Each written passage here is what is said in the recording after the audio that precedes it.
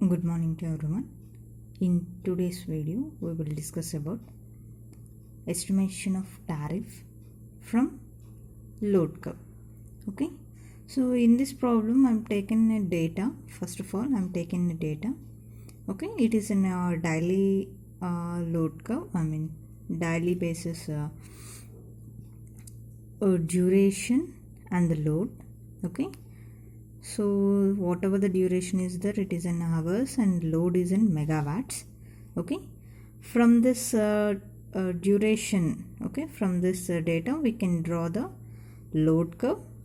Once we got that load curve, we can calculate the maximum demand and number of units we can generate as well as the tariff.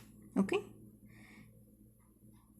First of all, we discuss about the load curve. Load curve is the curve which shows the daily consumption. Not the daily consumption. It shows the consumption of the power. Okay, it shows consumption of the power.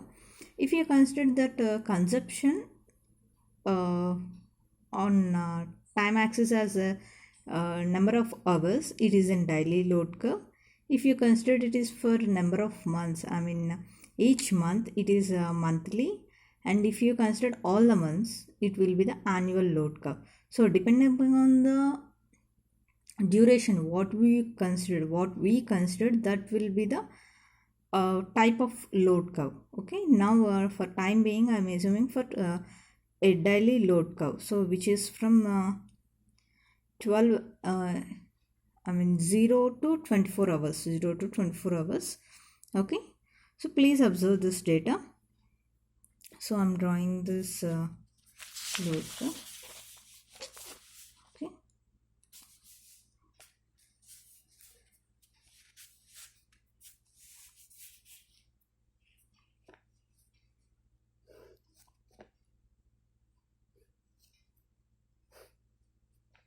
please observe here on x-axis I'm mentioning the duration which is in hours. Okay, on y-axis I'm mentioning the load which is in megawatts. Okay, so for roughly I'm considering 0 to, it is around I can consider it is 5 basis, 10, 15, 20, and it is for 25 now. So up to 0, 0.06. So here also I'm considering so they mainly concentrating about high roll.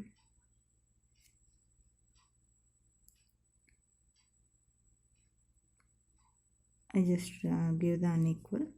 So up to 6, that means up to here it is around 40.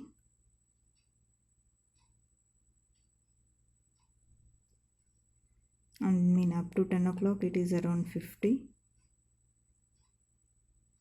That means from here onwards up to the 10 o'clock.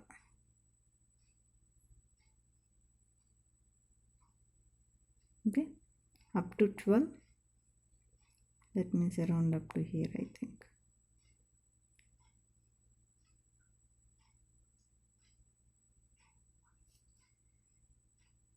It is around 60, so I'm consider this. Okay, so 12 to 16, that means up to here you may consider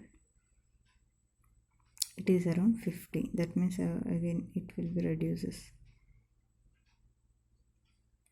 and again 16 to 20, that means up to, that means this is the value.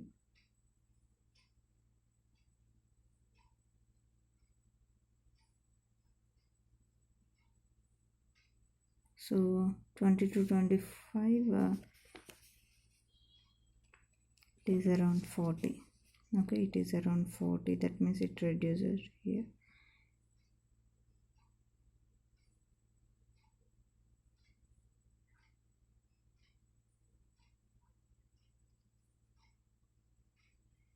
Okay, so whatever I'm highlighting here, okay, forget about those dotted lines.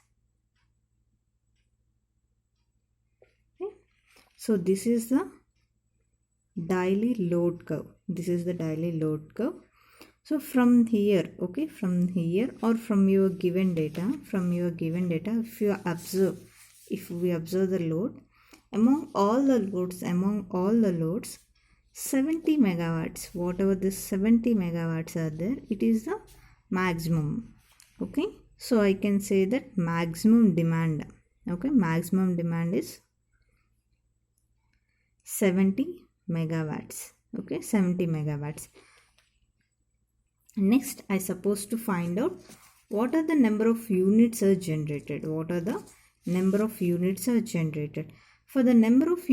generated, I will consider the area of this curve. Okay, whatever this megawatt and hours multiplication I will consider.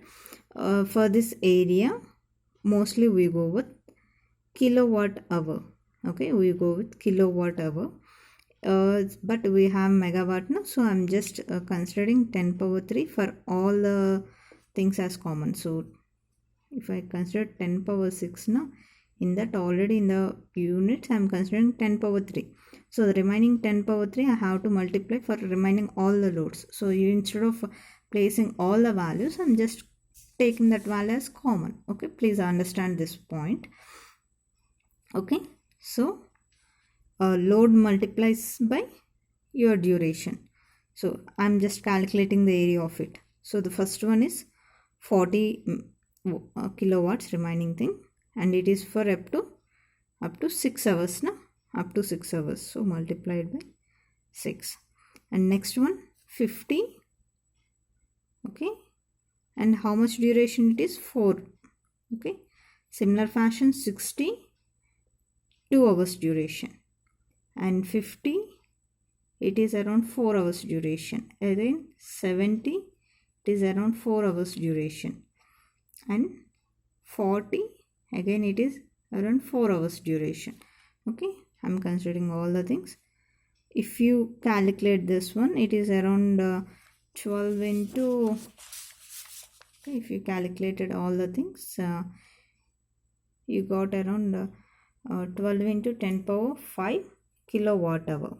Okay, so whatever the units, okay, whatever the number of units you are generated per day, because we are considering the daily curve now, so per day it is around 12 into 10 power 5 kilowatt hours.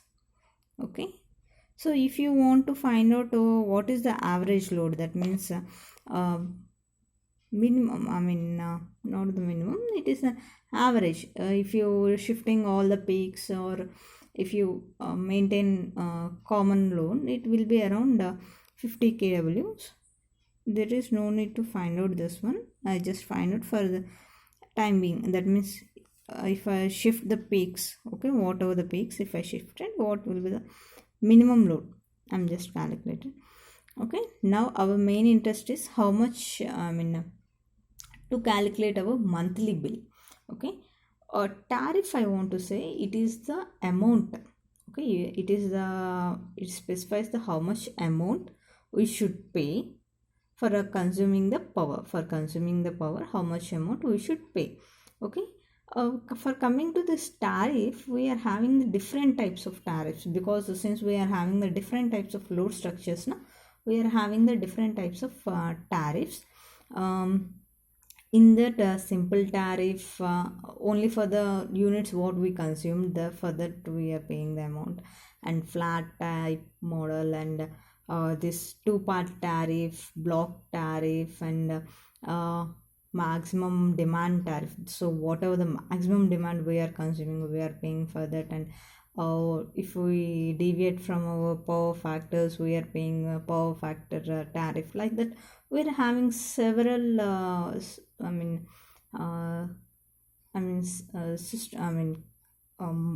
types of tariffs we are having. In that, for our calculation purpose and for our assumption, I'm just considering the two-part tariff, because we are considering both the maximum demand as well as the running cost, both the things. Okay, so I'm considering here two-part tariff. That means whatever in your consumption, okay, please observe this load curve. In this load curve, whatever the maximum units, whatever the number of maximum units you are consuming, for that we are paying separately. At the same time, for the remaining load, okay, for the consuming the remaining load also we are paying in your two-part tariff. Okay, so this two-part tariff is given as, okay, please observe here, okay, whatever the amount is there,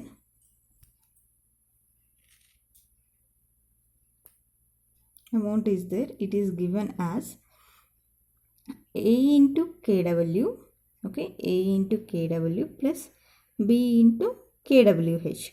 So whatever this A into KW represents the maximum demand, okay, it gives the cost for maximum demand, okay, maximum demand, and whatever this KWH gives for the your running cost, okay, for daily consumption. Okay, so tariff, whatever the bill, okay, whatever our electricity bill is there, it will be paid for a month. Okay, we are not pay the bill for every day or every hour, we are paying for monthly for conventional purpose right now. Okay, so I'm just considering this number of units for month. Okay, please observe here, I'm considering the cost, for cost of each kilowatt hour, cost of each kilowatt of maximum demand as 100 rupees.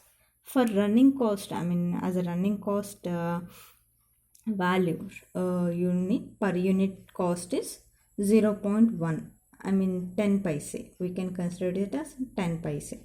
So for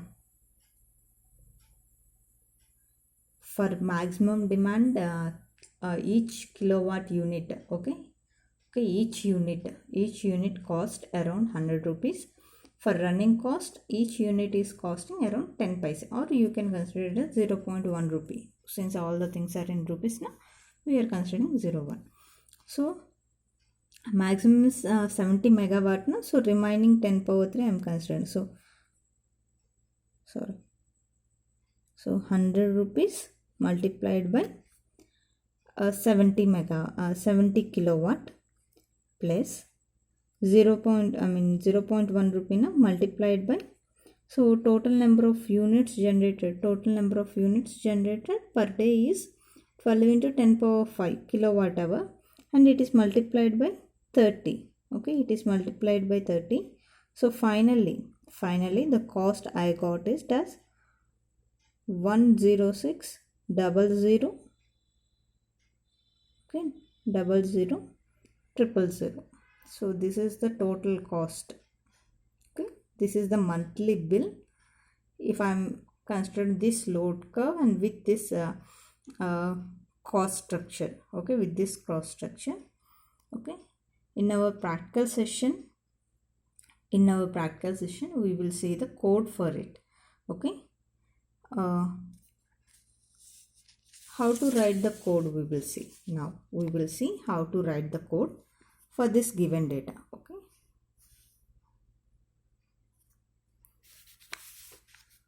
so till now whatever the models we have come across, we simply followed the take the data from the user, but it is somewhat special that we have to consider the duration and the number of duration and the number of hours it has there, and load all the things. That's why I will assign one array. Okay, I'm assigning one array. Each column represents what is the starting time, ending time, and what will be the load. Okay, each row, each column gives you a starting time, ending time, and load. Okay, so I can give for next one as please observe there. Okay, 6, 10, 50, 10, 12, 60. Okay, likewise I can write, so I'm just writing 6, 10, 50 and 10, 12, 60 and 12, 16, 50 and 16, 20 70, and 20, 24, 40. So this is each matrix separated by each row. Okay, I can separate it with semicolon. Okay, to represent with this is the next line, next line, next line. I will put the semicolon here. For separating the columns, I'm putting the space. For separating the rows, I'm using the semicolon.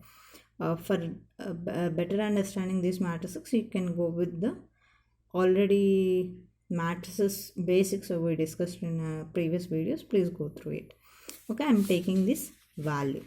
Once I take this value, I'm supposed to find out what is the maximum demand. Okay, from this data, okay, from this data, whatever the third column, okay, whatever the third column is there, okay, in the data matrix, I'm all the rows I supposed to find out. For representing all the rows, I'm just use the colon. For specifying the third column, because third column only in the load, so I'm placing it as 3. So if I've considered considering all the rows, only one column, this is the format. If I want to consider only the third row and all the columns is 3, colon. Okay, so this is the load. In that, if I want to find out the maximum demand now, what should I go? Simply I go with max of load. So whatever this column matrix now I got separately in the load, I got this column matrix. That in that one, what is the maximum? 70 is the maximum. So in the maximum demand, 70 will be stores. Okay now? So this is the thing. So I can calculate the maximum demand. Demand here. Now I supposed to find out what is the number of units. Okay, I want to supposed to find out number of units. Okay, number of units generated. Okay, number of units generated. So here also we can mention direct formula. You can directly place 10 power 3. Okay, 10 power 3, and here also you can take the start time as data colon 1 and end time as data colon 2. You can specify end time minus start time, okay, multiplied by your load. Okay, you can specify like that. So from that you can get your units generated. Once you got the units generated, you're supposed to find out what are the tariff you wanted. So tariff, if I want to find out for maximum demand cost is 100 or 200 or 300 as per my interest, with the use of input function, I can ask what is the cost for this maximum demand kilowatt, okay, kW, or I can take the input for running cost also, running cost in kWh. Okay, once I got this, I supposed to find out the bill. Okay, bill equals to whatever the A value I got and that maximum demand na, so multiplied with maximum demand plus B, whatever the running cost, multiplied by, so whatever the units generated, okay, multiplied by 30. So because I done for this whole month now, this value, so whatever the tariff is there, it will be stored in your bill. For time being, if you want to specify this is your 2-part tariff, you can use any display function here and mention this is the 2-part tariff, and like that you can use. Okay, this is the way how you are going to write your MATLAB code. among this, the most important thing is this one, how to represent your data matrix here. I will show you how to generate the plot also in our practical session, because if I discuss here now, so the program will be lengthy. Okay, the program will be lengthy. So for that reason, I will not discuss here how to generate the plot. Okay, we use the same code, but we provided a few more steps for generating the load curve. From the given data, we can generate the load curve, and we will cross check whether the same load curve we are getting or not. Okay, so if that thing is getting your data, and whatever the data you are entering and whatever the data you are analyzing is the same. Okay, so with this, I think everyone have the clear idea how to write the code.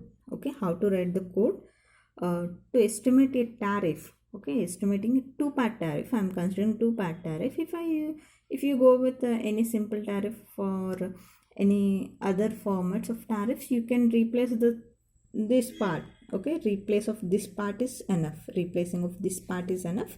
You can directly generate the bill and display that bill amount. Okay, so with this I'm concluding the session. Thank you.